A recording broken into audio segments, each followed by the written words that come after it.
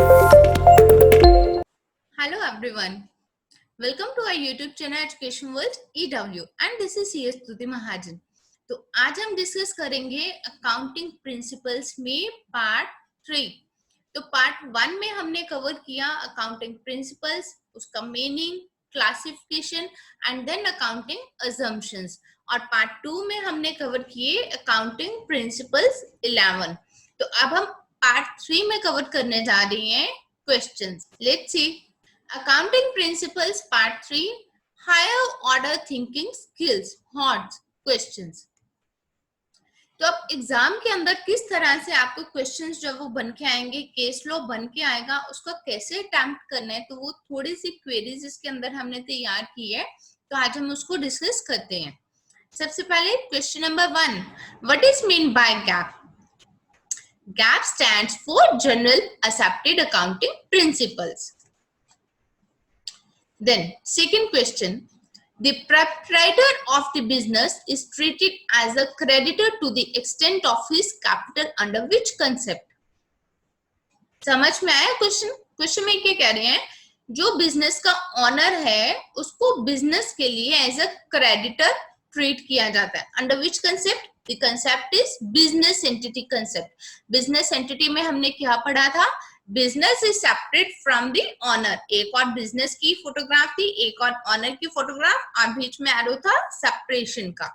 तो business entity concept क्या कहते हैं कि जो ऑनर है वो बिजनेस से अलग है, दैट्स व्हाई जो बिजनेस के अंदर जो प्रोप्राइटर की कैपिटल है उसको लायबिलिटी ही ट्रीट किया जाता है। Next question, a customer of x limited has discontinued his business. He used to purchase 30% of the total goods produced by X Limited. Is it relevant information in your opinion and should be disclosed by X Limited? सबसे पहले जब भी आपके पास ये question आए, हमने accounting principles वहां पर डिफाइन कर दिया, अकाउंटिंग प्रिंसिपल्स कौन कौन से होते हैं वो सब पढ़ लिया, ठीक है। अब आपको सीधा सीधा अकाउंटिंग प्रिंसिपल वो पूछ ले, money measurement concept accounting principle कौन सी है, बिजनेस एंटिटी कंसेप्ट कौन सी है, बहुत रेयर चांसेस है कि आपसे सीधा सीधा क्वेश्चन जो वो पूछ लिया जाए। एग्जाम में आपको केस की फॉर्म में आएगा, केस लॉ बन के जब आएगा तो आपको बड़े ही ध्यान से सबसे पहले उस क्वेश्चन के ऊपर फोकस करना है कि क्वेश्चन में क्या पूछ रहे हैं, और आंसर उसका उन्हीं प्रिंसिपल्स में से निकल के आएगा। बस आपको इसीलिए इसको हॉट क्वेश्चंस कहा गया है, क्योंकि बड़े ध्यान से पहले आपने क्वेश्चन को समझना है, फिर उसका आंसर जो है वो देना है। अब हम देखते हैं ये क्वेश्चन क्या बोला उसने। एक एक्स लिमिटेड कंपनी है, उसका एक कस्टमर है, उसने अपना बिजनेस जो था वो बंद कर दिया, ठीक है। और वो जो कस्टमर था वो इनसे परचेज कितनी कर रहा है? 30% परचेज कर रहा है। तो is it relevant information in your opinion and should be disclosed by X limited? तो अगर उसने एक कस्टमर ने, एक कंपनी चल रही है, कंपनी का एक कस्टमर है जो 30% उससे परचेजेस कर रहा है, दैट मींस उसका हाई वैल्यूड कस्टमर हुआ। अगर उसने अपना बिजनेस बंद कर दिया है तो वो आपको इंफॉर्मेशन डिस्क्लोज करनी चाहिए, ये करनी चाहिए। The information is of material interest to the users of financial statements and must be disclosed as per the convention of full disclosure. दो उसकी कोई मॉनेटरी वैल्यू अभी तक नहीं है कि उसने अपना बिजनेस बंद कर दिया, उसकी कोई मॉनेटरी वैल्यू नहीं है, लेकिन अगर उसने अपना बिजनेस बंद कर दिया तो आपकी जो सेल है उसकी, परचेज कस्टमर की आपकी सेल, तो आपकी सेल 30% उस एक कस्टमर को जा रही है, तो आपकी सेल में डिक्लाइन आने वाला है। तो इसलिए ये इंफॉर्मेशन जो है फुल डिस्क्लोजर के तहत आपको फुटनोट में देनी ही देनी है, डिस्क्लोज करनी है, क्योंकि ये आपके बिजनेस के P&L को हिट करने वाली है। Next question, X limited gets a contract of 100 crores to build a shopping mall to be completed in 3 years. The management of the company wants to certain profit or loss on this contract only when the contract is completed. Is the management justifies? क्या कह रहा है? X limited ने 100 करोड़ का contract उसको मिला जो कि उसका 3 साल में कंप्लीट होगा। अब कंपनी की मैनेजमेंट क्या चाहती है कि हम P&L उस टाइम पर कंक्लूड करें जब कॉन्ट्रैक्ट कंप्लीट हो जाएगा। मीन्स 3 साल के बाद is the management justified? No, no, the management is not justified. क्यों नहीं जस्टिफाइड है? Accounting period concept. क्योंकि हमने अकाउंटिंग प्रिंसिपल्स के अंदर क्या पढ़ा? अकाउंटिंग पीरियड जो होते हैं वो 12 महीने का ही होगा, चाहे वो आपका कैलेंडर ईयर है चाहे वो आपका फाइनेंशियल ईयर है, तो वो 12 मंथ्स का ही रहेगा. तो उसके अकॉर्डिंगली अगर उनका कोई कॉन्ट्रैक्ट है जो 3 साल में कंप्लीट होगा तो भी उनको 12 मंथ्स के अकॉर्डिंगली उसको जस्टिफाई करना पड़ेगा. No, the management is not justified. Although the true profit and loss can be certain only after the completion of the contract, it will be divided into time intervals of 12 months for the ascertainment of profit as per accounting period concept. तो उनको उसकी value लगानी पड़ेगी, जितना जितना काम complete हो गया उस रेशो में उसका P&L उनको असर्टेन करना पड़ेगा. Next, under which principle the caliber or quality of the management is not disclosed in the balance sheet. अब किसी की कोई कैलिबर है या कोई क्वालिटी है मैनेजमेंट का, वो हम डिस्क्लोज नहीं करते. क्यों नहीं करते? Money measurement concept. Under the principle money measurement concept the calibre और quality of the management is not disclosed in the balance sheet. तो उसको हम डिस्क्लोज नहीं करते हैं, क्योंकि हम कौन सी इंफॉर्मेशन को डिस्क्लोज करते हैं अपने फाइनेंशियल स्टेटमेंट्स में? Only the information which can be measured in monetary terms. Next, which accounting principle states that all anticipated losses should be recorded but all anticipated profits should be ignored? Convention of prudence, जिसमें हमने क्या बोला था? Conservatism attitude रख के हमें चलना है. प्रॉफिट जो है वो इग्नोर करेंगे, हम उसको लोअर साइड पर रिकॉर्ड करेंगे, और जो लॉसेस हैं, जो एक्सपेंसेस हैं, उसको हम हायर साइड पर रिकॉर्ड करेंगे. तो convention of prudence states that all anticipated losses should be recorded but all anticipated profits should be ignored. Next, according to which concept depreciation is to be charged as per one particular method year after year? हमने क्या पढ़ा था कि अगर आपने depreciation के दो methods हैं, स्ट्रेट लाइन, डब्ल्यूडीवी. अगर आप स्ट्रेट लाइन यूज कर रहे हो तो ईयर आफ्टर ईयर आपको स्ट्रेट लाइन ही यूज करना है. अगर आप डब्ल्यूडीवी यूज कर रहे हो तो ईयर आफ्टर ईयर आपको डब्ल्यूडीवी ही यूज करना है. अगर आप कभी 2-3 साल के बाद या कभी भी आप चेंज करना चाहते हो तो उसका कोई रीजन रहेगा, लेकिन आप ऐसे नहीं कर सकते हो कि एक साल आपने straight line, then WDV, then फिर स्ट्रेट लाइन, देन फिर डब्ल्यूडीवी. ऐसे आप नहीं कर सकते हो.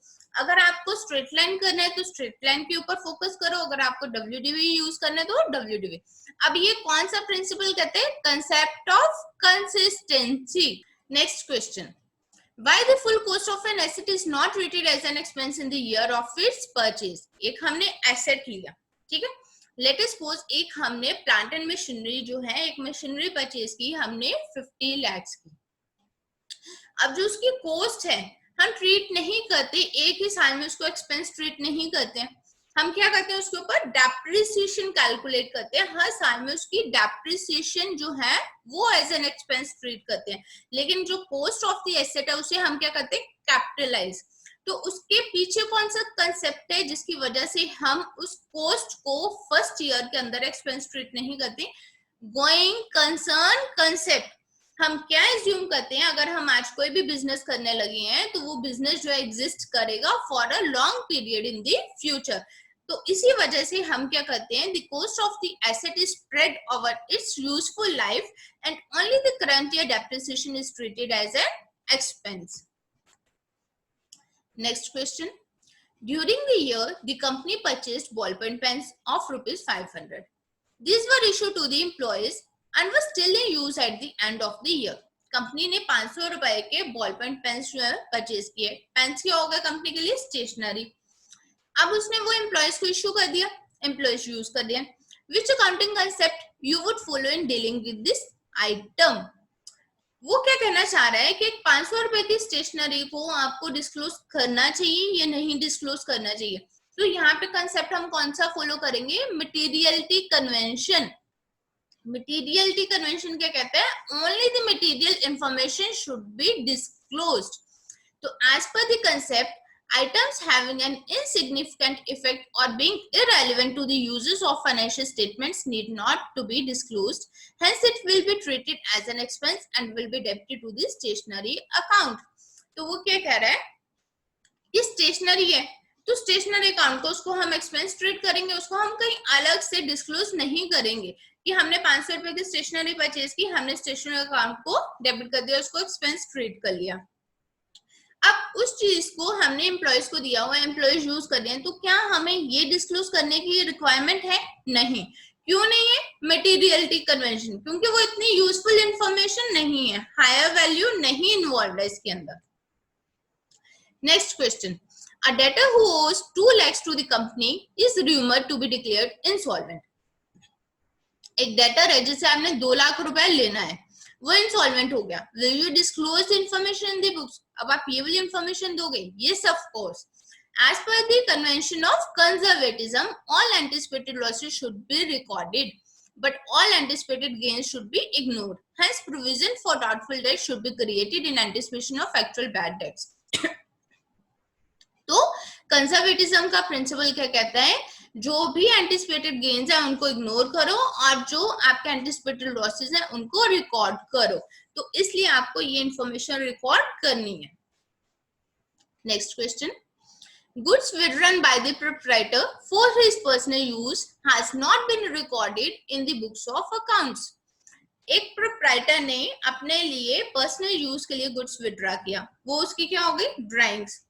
तो वो चीज आप लोगों ने रिकॉर्ड नहीं किया बुक्स ऑफ अकाउंट्स में, तो which accounting concept has been violated? तो कौन सा आपने वायलेट किया? Business entity concept. Business is separate from the owner.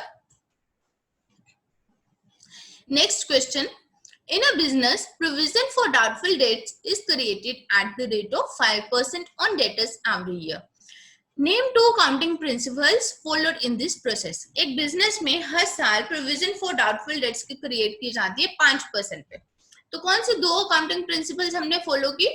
First one is consistency, कि हर साल हम 5% की रिकॉर्ड कर रहे हैं, and second one is prudence, कि हम सेफर साइड के ऊपर चल रहे हैं, जो भी एक्सपेंसेस है, एंटिसिपेटेड एक्सपेंसेस हैं, उसको हम रिकॉर्ड कर रहे हैं।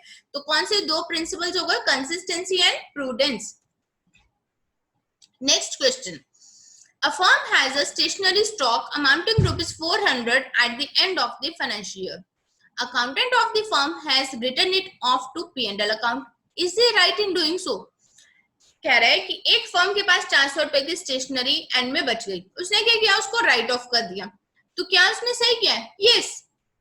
The accountant is right because he has followed the materiality convention according to which the items having insignificant effect may not be disclosed or may be written off. तो उसने क्या किया कि 400 रुपए की स्टेशनरी थी, उसने उसको राइट ऑफ कर दिया P&L अकाउंट के अंदर। तो उसने ठीक किया। क्यों? क्योंकि 400 रुपए कोई बहुत ज्यादा सिग्निफिकेंट इफेक्ट नहीं देने वाले हैं, तो ये कोई मटेरियल इंफॉर्मेशन नहीं है जो कि आपको इसको अलग से डिस्क्लोज करने की रिक्वायरमेंट हो। Next, why the closing stock is valued at cost price or realizable value whichever is less. हम क्या कहते हैं? हमेशा हम क्लोजिंग स्टॉक के वैल्यूएशन कैसे करते हैं? एट कॉस्ट प्राइस और market price whichever is less. कहते हैं अब हम ऐसे क्यों करते हैं? Because of the principle of conservation. तो कंजर्वेटिज्म और प्रूडेंस प्रिंसिपल की वजह से उसमें हम क्या कहते हैं? सेफर साइड पर लेकर हम जब चलते हैं, तो इसलिए हम अपना जो स्टॉक है उसको कॉस्ट और market price whichever is less उस पे रिकॉर्ड करते हैं। Next, do you think that the convention of conservatism results in the creation of secret reserves? Of course yes.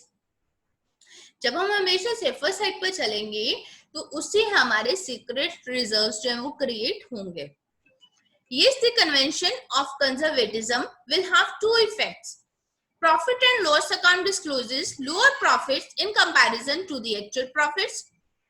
The balance sheet will disclose the understatement of assets and overstatement of liabilities. These 2 effects result in the creation of secret reserve. Next question. Why fixed assets are not shown in the books at market value?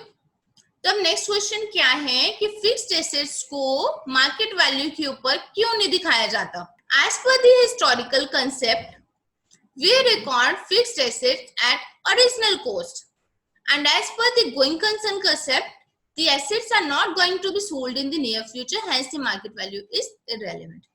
तो जो fixed assets है, कोई भी अगर आपने fixed asset लिया है उसको हमेशा आप कॉस्ट के ऊपर ही दिखाओगे अपने बुक्स ऑफ अकाउंट्स में, और करंट एसेट्स जो होंगे, जो आपका क्लोजिंग स्टॉक है, वो आपका क्या है, करंट एसेट्स, उसको आप दिखाओगे कॉस्ट और market price which ever is less. Next question, why the entire life of the business enterprise is divided into time intervals? Entire life of the business is divided into time intervals of 12 months for the ascertainment of profit. उसके हम कौन सा counting period principal concept को हम use करते हैं, तो इसीलिए पूरी लाइफ जो उसकी डिवाइड की जाती है 12 मंथ्स के अंदर, ताकि हम 12 मंथ्स का P&L अकाउंट जो है वो सर्टेन कर पाए. Next, a company purchased goods for ₹5 lakh and sold 80% of such goods during the year. ठीक है, 5 लाख की उसने परचेज की, 80% उसने सेल कर दिए. The market value of the remaining goods, तो remaining goods अपने पास कितने बचे, 20%. तो 20% जो अपने पास गुड्स बचे उनकी वैल्यू क्या थी, 1 lakh. The market value of the remaining goods was 90,000. ठीक है, अपने पास गुड्स बचे, कॉस्ट प्राइस है उनकी 1 लाख, मार्केट वैल्यू उनकी 90,000. तो the company valued the closing stock at cost, which principal is being violated.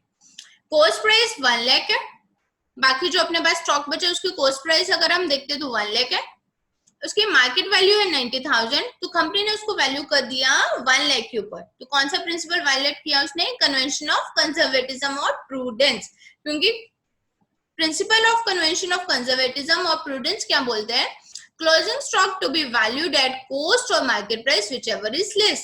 Next question, on 25th March 2017 a fire broke out in the premises of Kamal Limited and destroyed a part of its plant and machinery.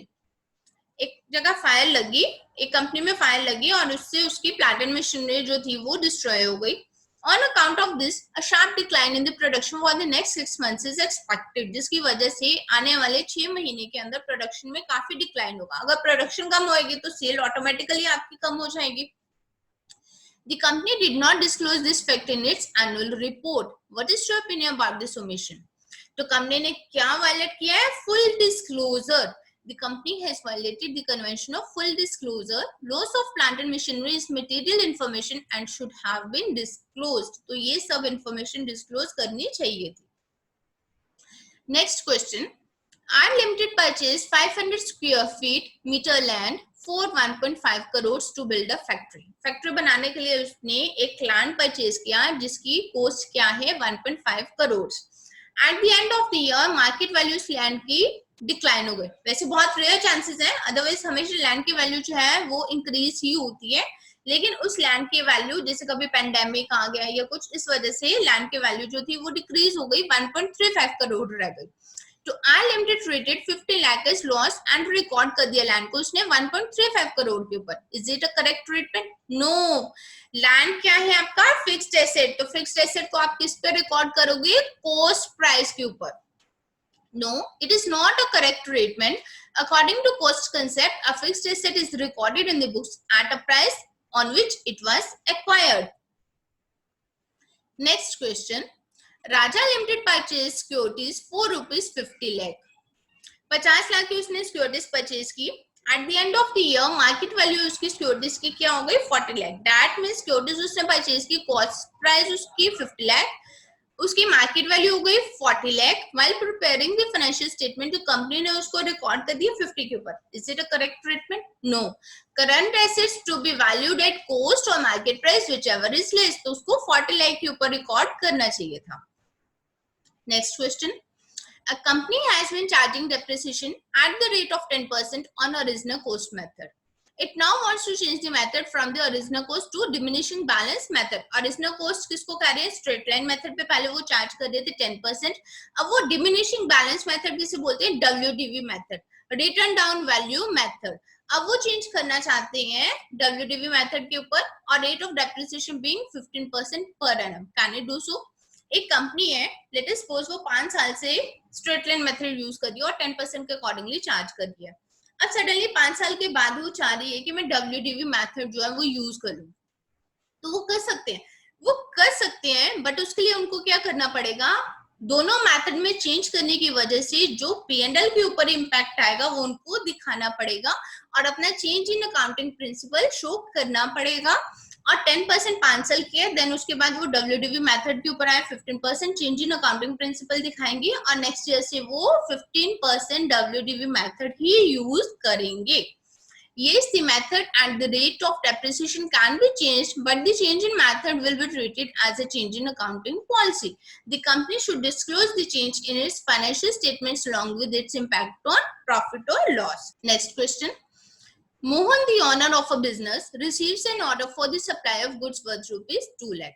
उसको एक order मिला 2 लाख रुपए का और उसने advance भी receive किया. He has also received 25,000 as an advance against this order. Mohan wants to record it as a sale. Is Mohan correct in doing so?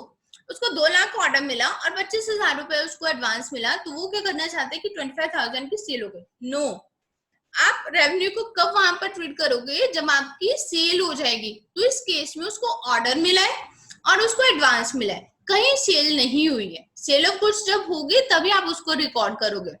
तो the answer is no. He will not be correct in recording it as sales because the goods have not been delivered as yet and hence the sale is not completed. Mohan has not earned the revenue so far. Under the matching concept, revenue is recognized as earned only when the cost incurred to earn that revenue is also recognized as an expense in that period. तो इस case में उसको सिर्फ advance मिला है, उसकी goods की delivery नहीं हुई है. सेल कंप्लीट कब होती है? जब गुड्स की डिलीवरी हो जाए, भले ही उसको पेमेंट मिले ना मिले. हम क्या कहते हैं, सेल हो गई तो आप उसको रिकॉर्ड करोगे उसी ईयर में, भले ही पेमेंट जो आपकी जो रिसीट है वो नेक्स्ट ईयर में आए. तो इस केस में उलट हो गया, उसके पास एडवांस आ गया, सेल नहीं हुई, तो आप उसको रिकॉर्ड नहीं कर सकते हो. सो ये हम लोगों ने थोड़े से ये क्वेरीज जो हैं वो तैयार किए हैं कि जिससे आपको थोड़ा सा आइडिया मिल जाए कि इस तरह के क्वेश्चंस जो हैं वो आपके एग्जाम्स में आएंगे. Thank you.